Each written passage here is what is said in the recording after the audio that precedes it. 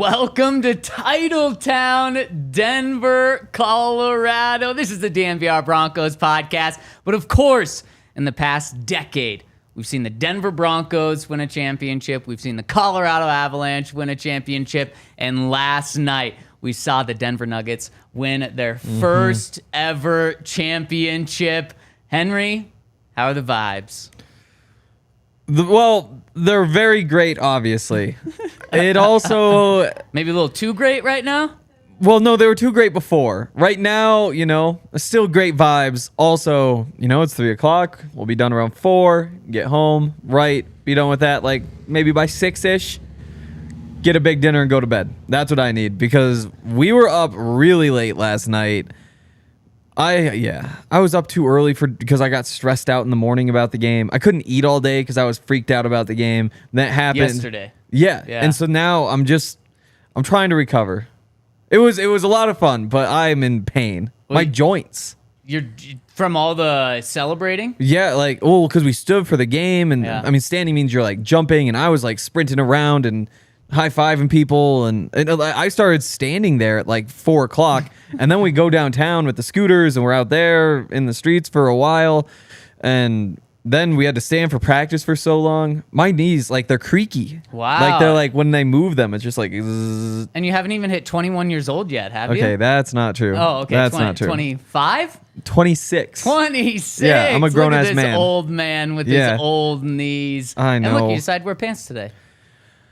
No one's trolling you in the comments over that, although the comment section is popping right now. People so pumped about the Nuggets, and what a time to be alive. 2 championships in the 4 major sports here in Denver in the past year. It is awesome. We got a parade on Thursday in the Mile High City. And you know who's feeling all this energy, Henry? Me? And me. Yep. And Alyssa, and Ryan, maybe a little too much.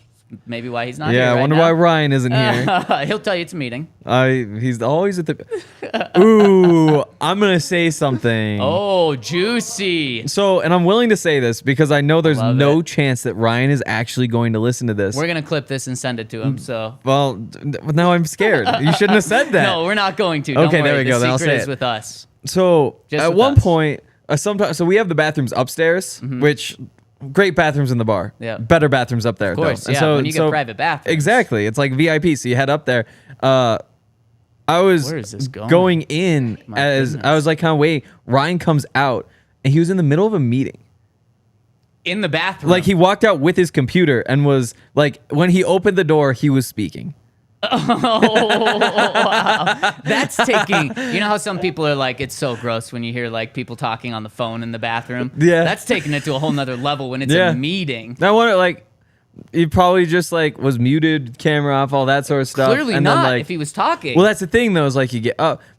I wouldn't talk because of the echo, too. People would know if they just heard. People would be like, are you in a bathroom? Haha. And he'd be like, yeah, I am. I And hope he'd be like, Ryan "Oh, doesn't damn." kill me. Yeah. No, I mean, you know what? If you're taking the laptop in the bathroom, someone's gonna find out and put you on blast. There's reporters everywhere here. What do you expect? All I'll say, Henry, is from previous experience with this man, I'm not surprised. That's what I I'll say. agree, and that's all I'll why say. I was willing to say it, because it's not that crazy. But not only you, Alyssa, me, Ryan are feeling it. The Denver Broncos are also feeling the championship vibes, not from Super Bowl 50, but from what the Nuggets did last night and over these past 2 months in the playoffs and over these last 9 months during the Nuggets season. The Broncos started mandatory minicamp today, a really big day for the Broncos. And a lot of those guys were at the Nuggets game last night. You had Peyton Manning there, Russell Wilson there, Sean Payton. You had a bunch of coaches there. You had some other players there. And this morning when they walked into the building, they had that little extra pep in their step. In the middle of June, they have that extra motivation. And I got to say, Sean Payton is all about motivating these guys. And, man, he is a great motivator. When we talked to him today, when he was done with his 20-minute press conference with the media, Tim Patrick gave him a standing ovation because we talked to Tim after. And it was a good press conference. And Sean is going to use the Nuggets as motivation for these guys, what it does for the city, what it does for the fans, what it does for the players. He talked about how these Nuggets are going to be bonded and united for the rest of their lives. And Sean said, when asked about no coach has ever been a head coach of different teams to win a Super Bowl, he said, I'm very aware of that. I'm not doing it for myself. I'm not doing it to go win and be the first person to ever have that stat where they've won 2 Super Bowls with 2 different teams as a head coach. He said, I'm doing it to give that experience to all these other guys, because he said, you take a picture of a championship and you blow it up to 10 by 100,000, and it's still so much greater than that. And Sean is going to use this as just another motivating factor, another rally call. Right now, Henry, the Broncos are supposed to have practice on Thursday, their final minicamp practice during the Nuggets parade. I wouldn't be shocked if Sean cancels it and says, go see what a championship means to this city. Yeah. I mean, it's definitely possible. It would be tough for them to go to the parade. Like going to a Nuggets game is easy because it's just like, oh, get a suite, get courtside seats. Like, you're kind of just mushed in with like a million other people. There isn't like a VIP area of a parade, you know? Well, you know, there's some Broncos that look just like normal people. There are. Bullock, the kickers. Yeah. Elliott Fry. Yeah, 2 kickers today. 2 kickers today. And I wish we could say more about the results. I don't think either one took a stranglehold, is what I can say. Yeah, I'd say one did worse than the other, but man, we're just teasing the people right now. Yeah, we are. It was Randy Bullock, we should say that. 33-year-old kicker who was in for tryout. Yep. What was him? He was the other kicker. Him. Yeah, he was the other kicker. Of course, Broncos fans remember him because he could not make a kick against the Broncos back in 2020 until the very end of the game when he hit the winner when the Broncos are playing the Titans, the game winner. But I think he missed 3 field goals in that game.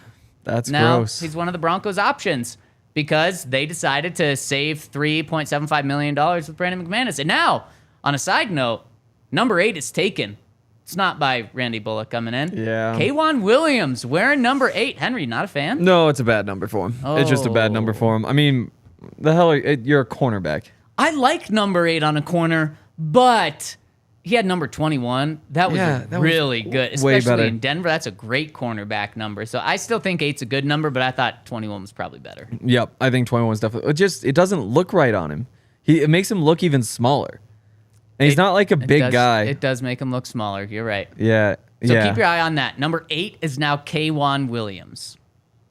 Might have won the kicking contest if they wanted to put him over there. He might have. And speaking of cool things, obviously Nuggets winning championship, beyond a cool thing. Yes, very not cool. Not just in Denver, but for our company, for our DNVR Nuggets crew, for us as we're all part of this city and love to just see the success. But also, where was I going with this? It was also another cool thing that Sean Payton did at practice today. He honored the late, great Jim Turner, the Broncos kicker for 9 years here in Denver from 71 to 79. He honored him in a very unique way. Henry, what's Jim Turner's most memorable kick that you knew about today? The one they talked about? The one he talked about, exactly. He kicked a 9-yard field goal, which is impossible now. How the hell do you kick a 9-yard field goal? Because the uprights were at the front of the end zone back in the day. Why the F was that ever a thing? I don't know. The appeal of the sport is the danger. So why not just make it a little more dangerous? Not anymore. Now they don't want any danger. Exactly. That was the first part. It was I don't know what you call it. Beginning of the slide. It was the little barely angled part at the top of the slide that we've gone down. When they moved them back. Yeah. Yep. So back in the day at Super Bowl III, the field goal, like you said, was at the front of the end zone. Yeah. So you could kick a 9-yard field goal, and that's what Jim Turner did. He kicked a 9-yard game-winning field goal to win Super Bowl III, not for the Broncos, of course. I did leave out some important context. And then, Sean Payton stopped practice in the middle of practice right by Jim Turner's Ring of Fame banner that was inside the Pat Bowlen Fieldhouse.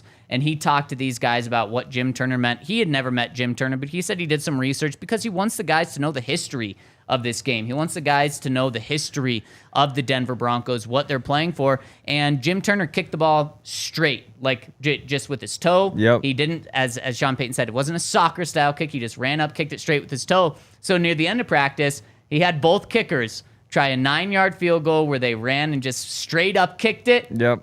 And they both nailed it. And the team went kind of crazy. Yeah. Kind of wet. They gave some applause. They nailed it, but like they were ugly. Those balls going well, and I was so confused because you have to like kickers are ugly? Damn. Well, it's kind of harsh to say. Those two aren't particularly ugly. If you were just gonna say like I get a random draw of a position and I want like as attractive as possible. Yeah. I guess there's some decent looking kickers. I think people thought Brandon McManus fit that category pretty damn well. Yeah. I wonder what I would choose actually. There's a lot of option. Quarterback solid. I don't know. I mean, come on, they don't get hit. Yeah. I mean, neither does kicker really. Well, they make a lot of money. That just simply is going to help. But I'm just talking pure attraction. Yeah. Because again, like Peyton Manning's not attractive. Some people would probably say he's attractive. I don't know. It's one of those things where like. So you don't like big foreheads? I heard. What are you doing here, Henry? I know that women say that Gabriel Landeskog isn't as attractive as men say he is, which is a thing that throws me off because I think to a lot of men he's kind of just the perfect looking man, but then to women it's like no, it's just not. So I do think that there's like I don't know. Maybe I'm wrong about foreheads, but I just could not understand how that could be a good forehead. So you wouldn't choose quarterback? I'm going quarterback. Yeah, like maybe a receiver. Okay. I think receiver is probably a good bet too. Speaking of receivers, should we dive into a little bit of practice? Oh, wait, real quick. On those toe punch kicks. Yeah. Because there's so many people standing in the way and they're so far down there. Yeah. I was just baffled. Like, I had my binoculars out. I was trying to figure out what was going on. I finally find it. I'm like, they're snapping the ball from deep in the end zone.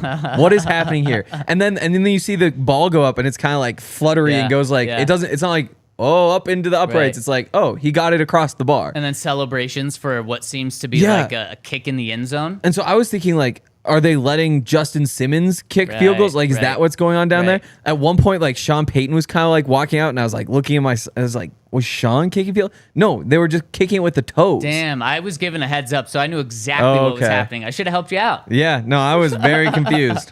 That would have been very confusing. Last thing on kickers, because you talked about how there was, maybe both were getting some kicks in. You said neither of them took a stranglehold to this. My takeaway from today, just based off today, a lock and change, the Denver Broncos kicker is not on this roster. Wow. The Denver Broncos kicker for the majority of this coming season, I should say, is not on this roster. I think we're going to continue to see kickers come in and come out. I agree.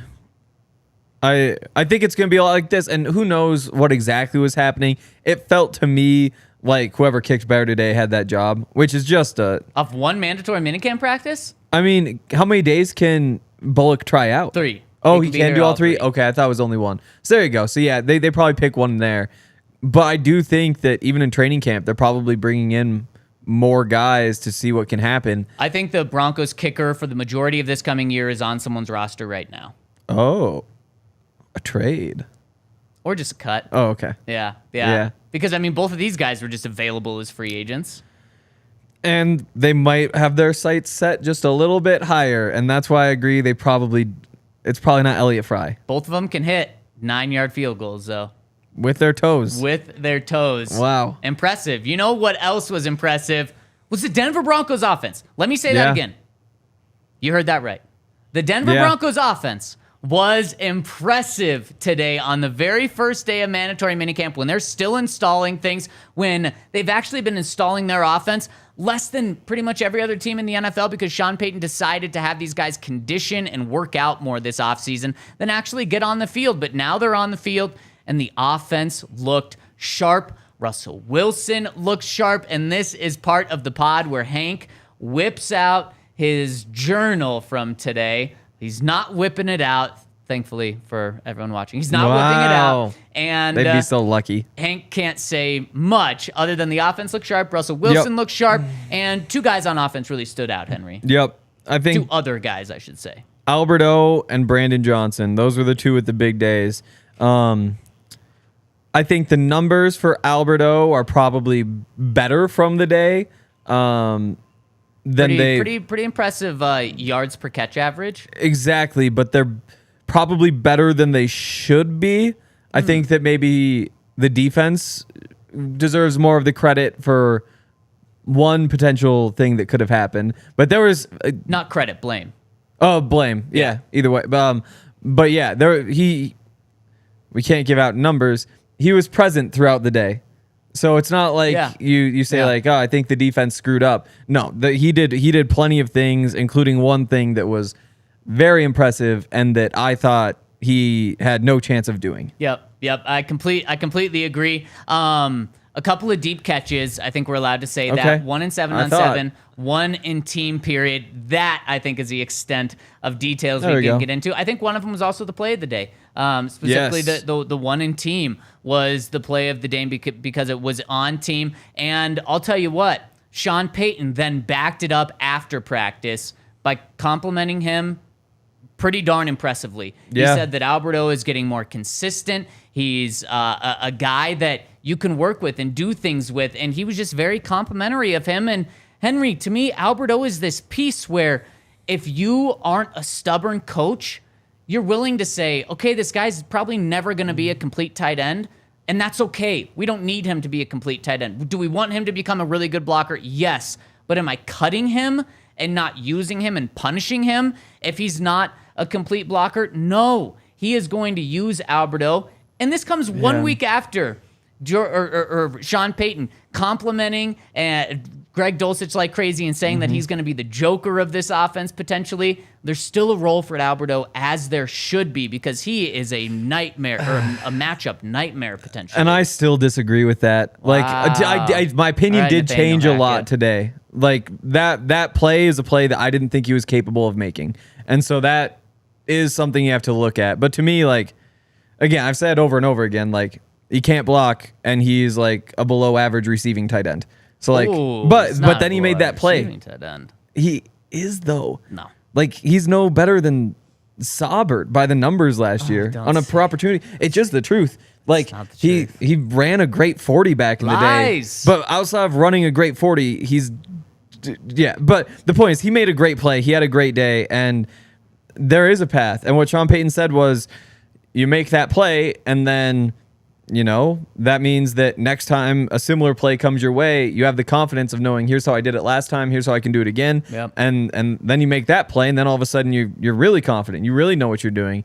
And that's how players develop. And again, I don't blame Alberto for all this. I think, like, tight ends just have not developed in Denver for the past half decade, and that's more coaching, I think, than the actual tight ends they brought in. If anyone knows how to develop a young tight end, it is Sean Payton. He did it with Jimmy Graham at the beginning of his career, Jeremy Shockey, and one other one. Help me out. Jeremy Shockey, Jimmy Graham, and someone in the comment section, help me out. There's a third tight end. Why can't I think of his name? Anyways, one other one. He worked with all three of those guys who have combined 20 Pro Bowls, a couple of Hall of Fame bids in there as well. He worked with those. He would have had Witten in Dallas. Yes. Jason Witten. Thank you. So those three guys, he worked at the beginning of their career. And for 8 seasons collectively that Sean Payton was with those three guys, they averaged over 800 yards and 7 touchdowns. That could be in Greg Dulcich's future. Maybe that's in Alberto's future as well. Yeah, I mean... But you're right. It's possible. Like, he's still a very raw player. Like, there's plenty of room for somebody to kind of figure out how to fit him into an offense and be productive. Yep. Yeah, 100%. So he was a big bright spot. The offense was a big bright spot. And Henry, that's pretty much all we can say from practice today in terms of like how the offense looked. We're going to dive into some other things from offense. And one of them is something that is going to knock your socks off. And Henry, I think half the people are going to love this.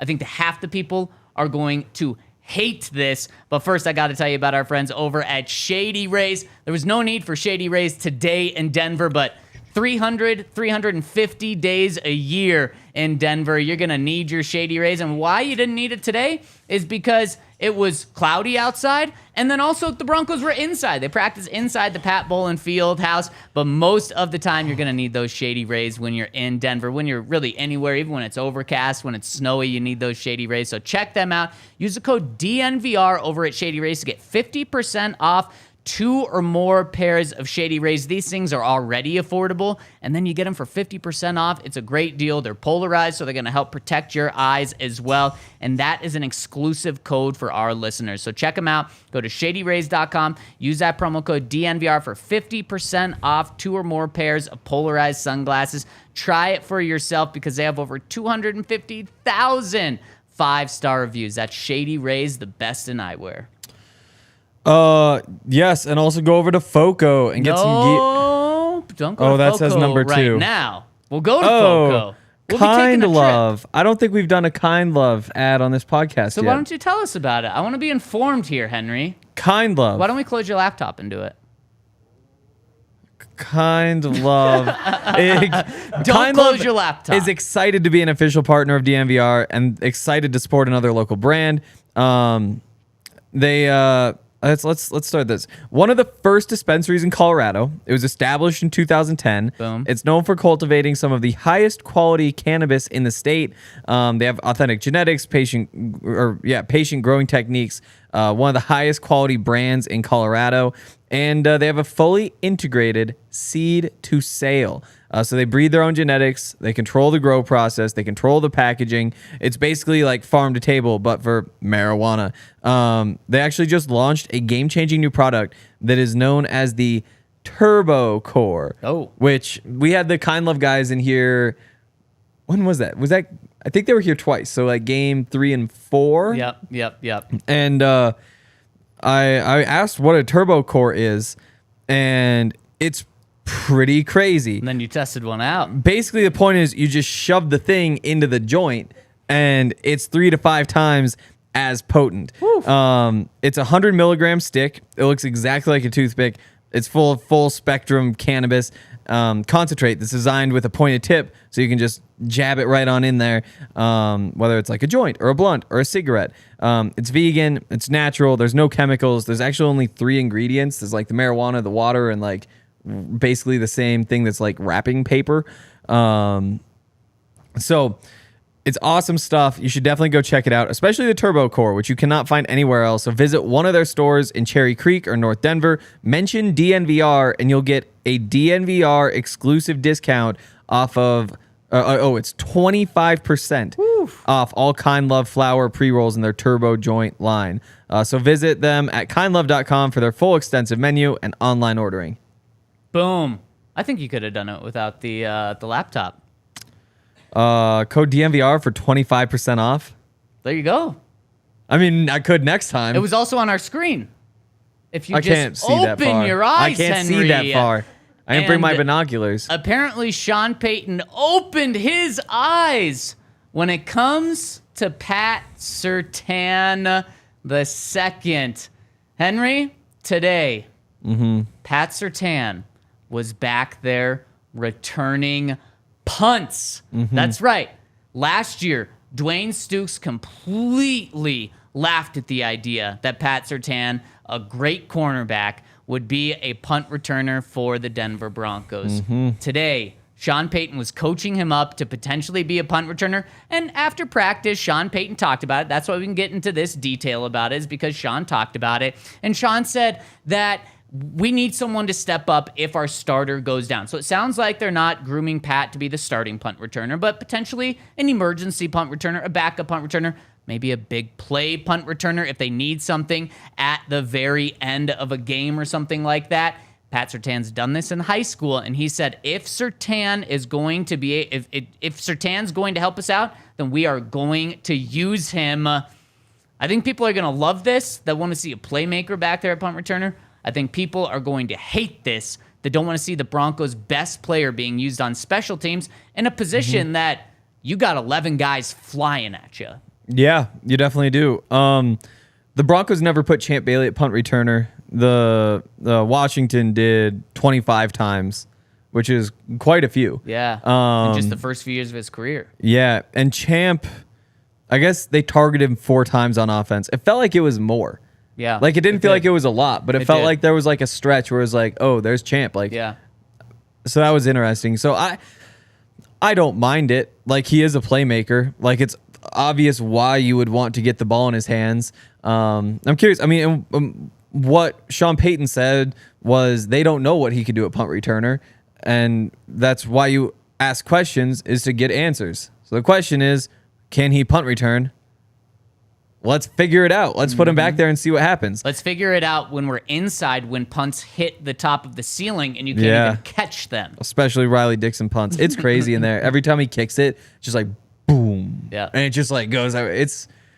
Broncos got a real punter. Also, I have Pat in my notes a different spot just because it was like between one of the drills and he just jumped.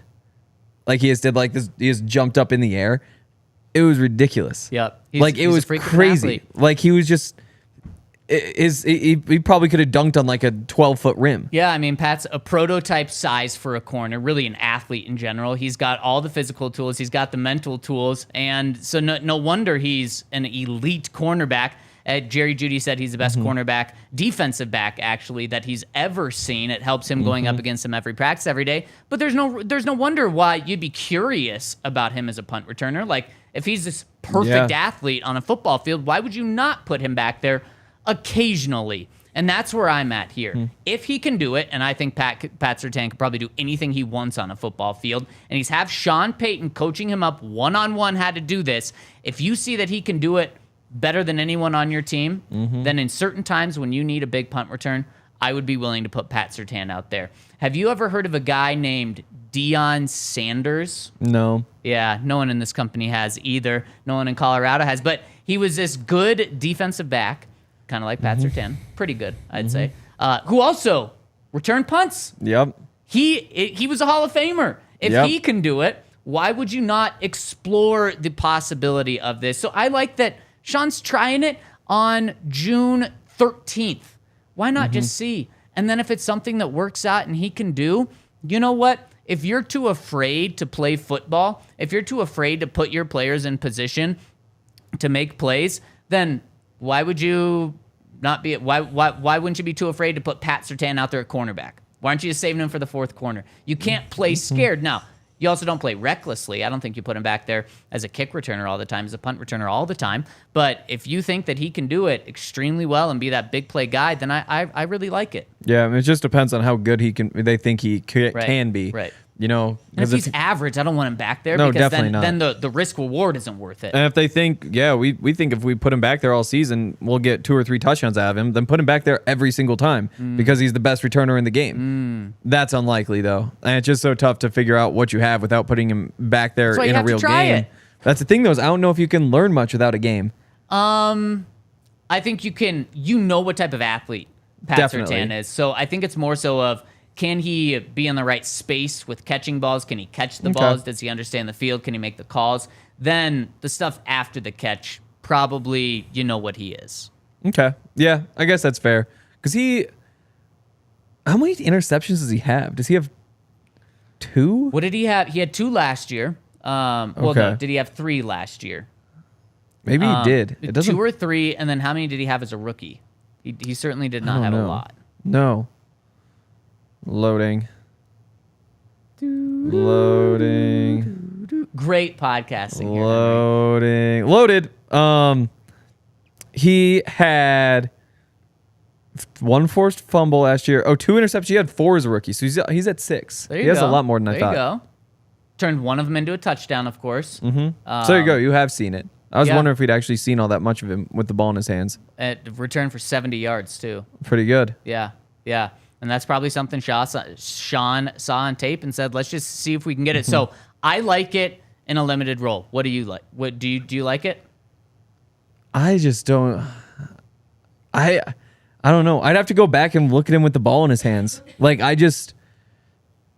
he doesn't seem like he's a super quick twitch athlete, and that's what you want in a punt return. I mean, he is, but that's not like his strength. Like he's not Montrell Washington in terms of that stuff. There's a whole bunch of things he has better than Montrell. Like I think if he were to get himself in position to where there was space in front of him, nobody's going to catch him.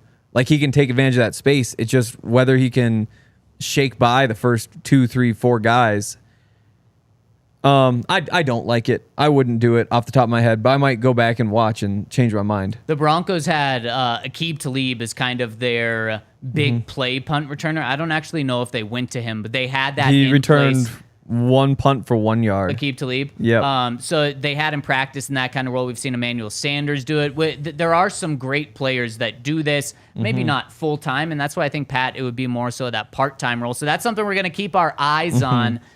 Maybe not the rest of this week. I don't think they go back to that, but in training camp, we'll certainly keep our eyes on that. I want to know what you guys think. And by the way, I want to hear what you guys think by giving us a thumbs up. We'd really appreciate it. It really helps us if you're watching on YouTube. If you're listening on the podcast side, anywhere you listen to podcasts, hit those 5-star review. It really, really helps us, and it's free to do. And we know we've got so many of you rolling with us right now to celebrate that Nuggets championship, to find out about the Broncos mini camp and more things from Broncos mini camp today. Henry, what are some more takeaways that you had? I just remembered I got a phone call in my pocket, but then hit like the silent button in my pocket, and then they immediately called again.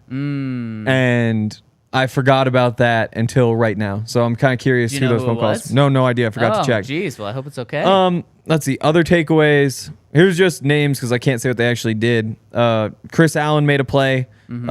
He was impressive. Faion Hicks made a great play. Remember that one? Yep. Ooh, that was a great play. Isang Bassi, he made a play. Again, wish I could give details. Jonathan Cooper, once again, as always. I got one too. Riley Moss could have had a massive hit on a receiver if it was in a game. He would have blown someone up. That's all I can say. There were a couple of those that you look at and you're like, I wonder. Well, and that's the other thing is that, let's see. I think that the offense that the Saints ran was obviously built off of Drew Brees. And so what does Drew Brees do best? He can just carve you up. And so it's all the like take advantage of the space. Like maybe that means underneath routes where you just say like, oh, we're spreading the 2 guys, 3 guys in zone coverage over here with 3 or 4 receivers, But when you have small receivers, that just, it looks like it could be painful when you try to throw those balls, especially in practice. You're like, this guy's just going to get hit. It's no surprise that Sean Payton likes really big receivers because those are the guys who can actually hold up to those hits. So that was another thing that I've noticed while just watching is like, Sean Payton loves his big receivers. And he even said after practice, like, I like bigger players. That was a quote, which I love. Like, it's football. And I think most people would want bigger players, but that means that you're choosing size over speed, which a lot of people are scared to do.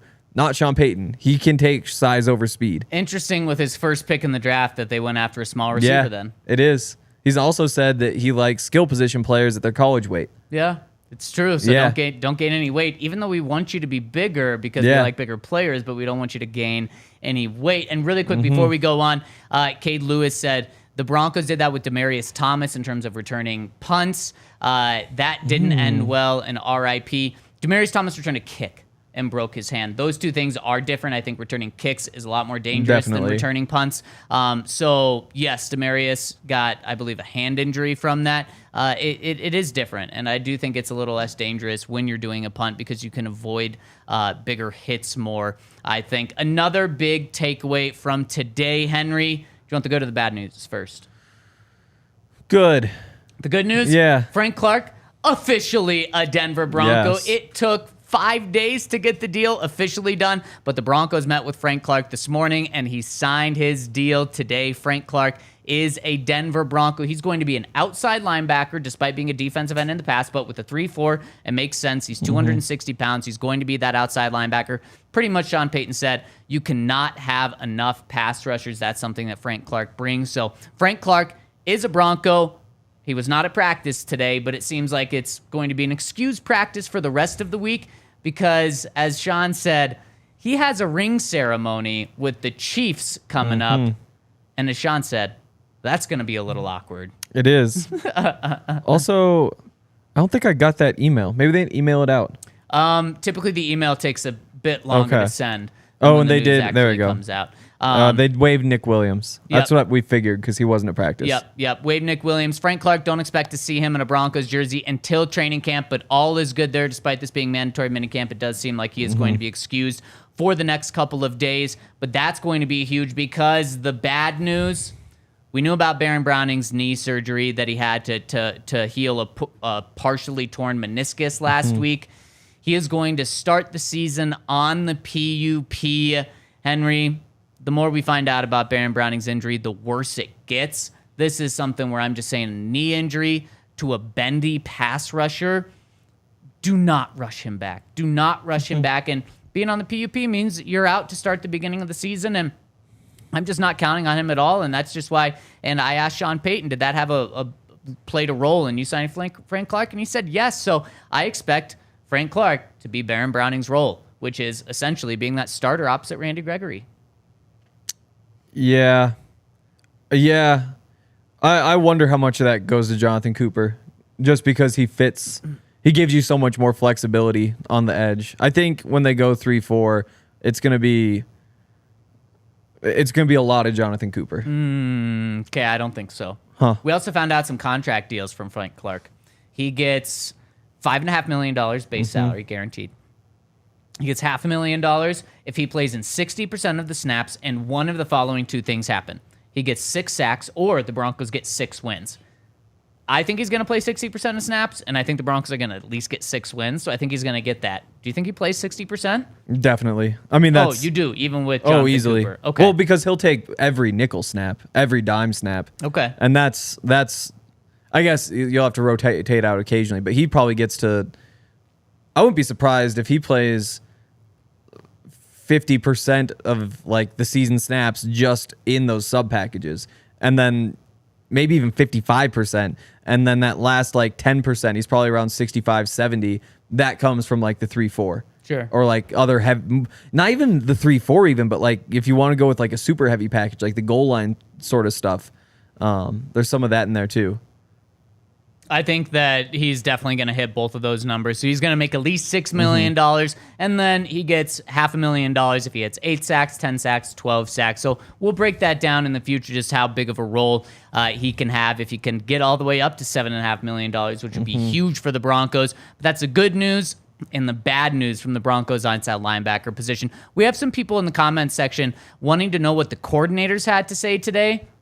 We're not going to talk about that, because the coordinators didn't talk today. The coordinators will talk tomorrow. So stay tuned to tomorrow's show, where for the very first time ever, we're going to talk to defensive coordinator Vance Joseph.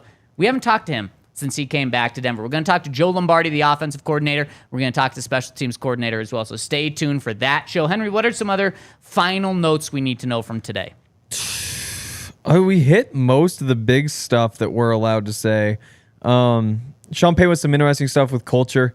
He's said the big thing about culture is knowing who you're building around, like which players are, like, because the players you really invest in and build around, those are the ones who are going to decide what your culture is, and that's just tough to tell. So it makes sense, but it is interesting to know that's how they're approaching it. Cortland Sutton was a Boy Scout. Which Sean Payton just found out for the first time today. Yeah, he did. And Jerry laughed. It feels like we're getting into the weeds right now. Yeah, Jerry said it was good to be wanted in terms of the trade stuff. Yep, said he's happy to be here. I think he had been told to say, it's nice to be wanted. I'm happy to be a Denver Bronco. Well, and do you think that's maybe what Cortland Sutton was told? Because he had a very similar thing last week. That's how you know. Jerry also went through and watched all of what every Michael, or I'm not sure if he said every. He said he watched all of the Michael Thomas tape since 2017. Exactly. So maybe that's not every snap, but it kind of sounds like it. So he's studying up on that. Cortland has said last week that he's studying up on that stuff. He said the difference between Sean Payton and Saban is that Sean Payton is funny. Funnier. Yeah. KJ and Tim Patrick. Yes. We haven't hit that. Yeah, and let's hit that after I tell you about our friends over at FOCO. You want some Nuggets championship gear? I've got a shirt on right now. If you want some Nuggets championship gear, you check out our friends over, at DNVR Locker, but also over at FOCO, where they're going to have not just apparel to celebrate the Nuggets championship, they're probably going to have some banners up there on their site. They probably actually do already. We've just been busy with Broncos all day, so I haven't got the chance to look. But check them out because they're going to have all the Nuggets championship things you want. Probably going to have bobbleheads, commemorative helmets, commemorative shoes, commemorative everything. Yeah, maybe they will, though. FOCO does, like, everything. Commemorative Nuggets helmets. Yeah, you know what? They just take a football helmet and put Nuggets commemorative championship gear on it. Okay, we'll see about that one. Yeah, so I mean, they've got, Henry, they have like a blanket sweatshirt that's Broncos themed. They have a Broncos themed Hawaiian shirt. Oh, yeah. So you're going to tell me that there's no way they have a commemorative Nuggets helmet? Yeah. There's no way. I think there's a way. There's no way. Maybe FOCO will just hook me up with one so I can be right. So help me out there, FOCO, and help yourself out by using the code DNVR over at FOCO for 10% off, whether it's for yourself, whether it's for someone else. They've got stuff of Rockies, Nuggets, Avs, Broncos, and boom, there's the championship stuff over at FOCO. Yep. They've got all the different Nuggets bobbleheads with them holding the trophy. Yeah, which it kind of looks like a helmet. Whoa, we might need to work on that. Also, sign up for the Colorado Golf Association because there's a whole bunch of different perks. You get the chance to play Aspen Glen Club, the Pinery, a whole bunch of other really exclusive courses around Colorado. 75,000 people have signed up. As part of that, you get an official USGA handicap, worldwide access to score posting, GPS tracking, all of that sort of stuff. Again, it's nice to have a handicap because it makes it so much easier to golf. You know how many shots people need to give people for it to be fair. Like, it's decided by a mathematical formula instead of you getting to the first tee and saying, like, yeah, I'll give you 3 shots aside, and then it turns out that the guy kicks your ass, and so then you have to just feel dumb about the number you picked, and he feels bad because is he actually too good to have gotten that many shots? It's just uncomfortable. So get your handicap by signing up for the Colorado Golf Association, which you can do by visiting coloradogolf.org. And if you use the code DNVR5, you can get $5 off your membership. Boom. There you go. Okay. Tell me about KJ Hamler and Tim Patrick. They moved in together. Oh. So Tim actually... I'm not totally sure. He has a wife and a child? Yes, he has a daughter. And a wife. And the reason we officially know that is because Tim Patrick, the thing he missed the most about football last year is he said, there's some things you can do on the football field that you can't do in real life. You know, the first thing that comes to my mind is like hitting and being violent with people. And that's actually not what Tim was referring to. He did say that part too. He did. Okay, he did say that part too. But then he said, the trash talking. You can't really do that in real life. He said he can't do that with his daughter and his wife. And then joked and said, they're too soft for it. Which, I probably shouldn't bring the same level of trash talk that you bring on the football field into your home. So probably smart idea by Tim. But he actually maybe could bring it home because he could talk that smack with KJ. Wow. I mean, they're all on the same team though. But yeah. Come on. Teammates smack talk all the time. Yeah, I guess. I think you and I throw it back and forth. We're teammates. But I think what Tim Patrick says on the football field on game day to whoever's on the other team might be a little bit different to what he says to other receivers. That's fair. I think that there's another level to it. Yeah, probably right. Yep. Don't read the text I've sent you then.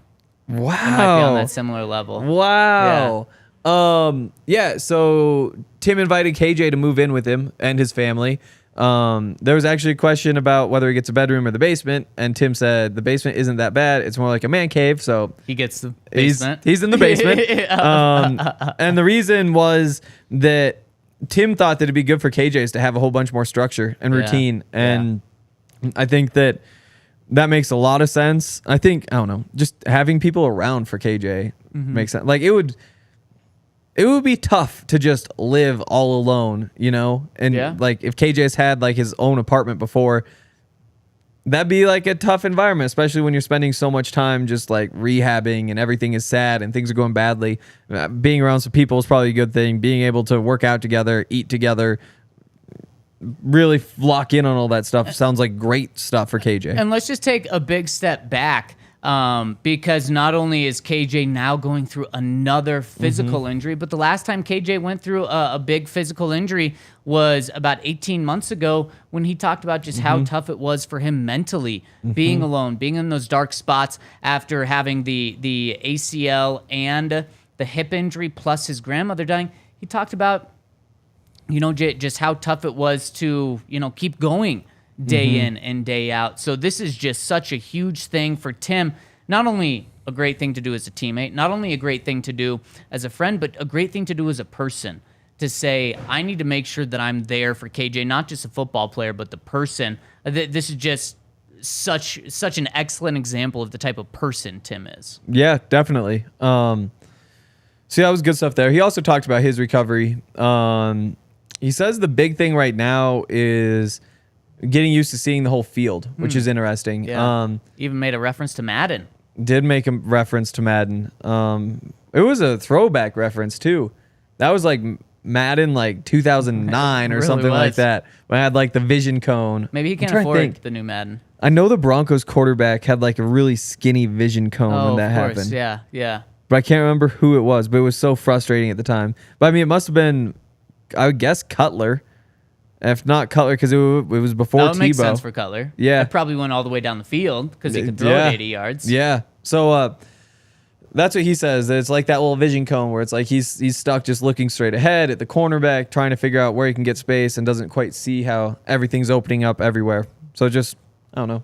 Game's a little fast right now. Not surprised when you don't play for a year. He is wearing a brace during team. He is doing team periods, which is really good to see. He wouldn't give us exact insight on just where he stands in terms of how his health is, if he's 100%. He said he felt great today, though, so that was really, really good news. Henry, should we jump into the comment section? Let's do it. Wrap this thing up by talking to the people. We've got a super chat coming in from our friend, the mighty Solar Clam. Says, congrats, Nuggets from Canada. Raps fan here. Jamal deserves this. Joker is incredible to watch. Truly the GOAT. Love seeing success in my favorite sports city. Oh, yeah. The Nuggets are incredible. The Nuggets are incredible. And as Michael Malone said, let's hope this is just a start for them. Oh, and yeah. It really could be with how young that team is. He's looking toward the future, so we can as well, and just say that maybe this is just the start of things to come for the Nuggets. And of course, the mighty Clam being from Canada, Jamal. Jamal from Canada. You have obviously Jokic, the best Serbian athlete ever, and Henry. Jokic just wants to go home, man. He doesn't want to stay for a parade all the way on Thursday. Yeah, I don't blame him. It's kind of sad to hear. Yeah, I mean, last night when he's like, man, I got to stay 2 more days here. But what? He's got to come here in like September. So he's like away from Serbia for, It'll have 2 months, 3 months. Yeah, so that's a lot of time. Dang, you feel no sympathy for the finals MVP. Oh, no, I have a lot of sympathy. I think he's totally right. Like, it sucks. He should want to go home. And now let's jump into the comments on the website. First from Nash Bronco says, what we learned today, DNVR Broncos edition, the Nuggets are MF champs. Wow. It's very true. Yeah. There we go, baby. They are the champions. The count says, the Denver bleeping Nuggets. I'm getting a KCP jersey. Love the count. Okay, he brings up jerseys here. KCP, obviously a dog, obviously huge in their run. But when we talk about jerseys, specifically with Broncos, this would be like getting, what would the equivalent of a KCP jersey be? Not knowing KCP's long-term future with the Broncos. It can be someone in the past, or with the Nuggets. It can be a current Bronco. It can be like a throwback Bronco. What would this be? Sutton? Sutton? Yeah. Okay. Yeah, it could be Sutton. Yeah. Yeah. And as our guy Nick is saying, we got the Nuggets have KCP for 3 more years. Yeah. Yeah. So it'd be Sutton jersey. I think the last one's an option. But yeah. Is it like a Talib jersey? No, because that's old. Well, yeah. But I mean, like a throwback Akib one. at the time. Helped him win a championship. Oh. Was an absolute dog. Was with him for 3 or 4 years. That could be similar. Yeah. Yeah. That could be similar. You know, a big piece, but not the biggest piece on the team, but definitely crucial.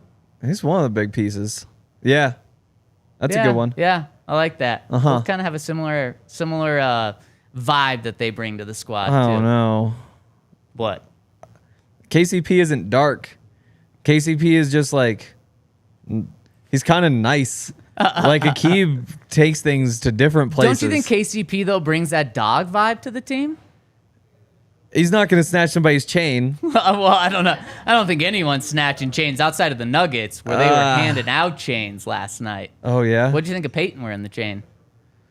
I don't know. It reminds me of freaking Kirk Cousins when everybody put the chains on him. I didn't even think about that. Yeah, but pisses me off when they do that and everybody's like, "Oh, he's so cool wearing all those." And it's like, no, he just stole this from Peyton. Like, it's the same bit. It's like the nerdy guy who doesn't have chains. You put the chains on. So now every time I see a quarterback in a chain, it just makes me think of how Kirk Cousins stole that, and I just get frustrated. That's fair. Yeah. That's fair. Yeah, Henry, you're a little agitated today. You need to go home, get some food in you, and take a nap. Okay. I have a lot. Yeah, it's gonna be a long day. Well, you Has been a long day. better prepare yourself for the next 36 hours, because Thursday is going to be another long day on your body. Yeah. Not because of Broncos minicamp either.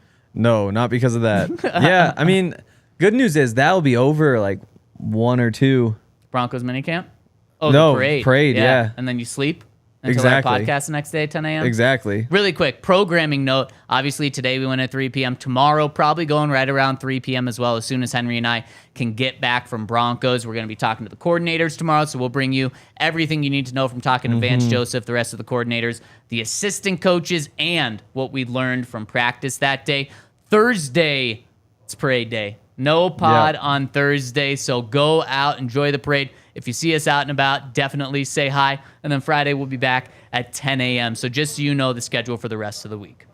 All right, last comment coming in from UGA Bronco says, just wanted That's a to KCP thank... guy probably. What? You'd think, Georgia? Yeah, I think you're absolutely right. He says, I just wanted to thank y'all. As Mace used to say, I was an NBA fan free agent for years, just sort of following a couple of players as they moved around. Listening to y'all talk about the Nuggets and the excitement it gave me got me hyped to become a Nuggets fan at the end of last season, the start of this season. I may be a bandwagon fan, but it's okay because all the Nuggets are good. I love watching the Nuggets play, and it's all because of y'all and the amazing DNVR community that y'all have built. Avs last year, Nuggets this year, hopefully Broncos next year. That'd be nice. I wonder what the odds are. Is it 30 to 1 now? I think it's less. I think it's like 22 or something. I think it is less, and probably, I mean, that's the top half of the league, I bet. Right around there? I bet it's close to top half. Okay.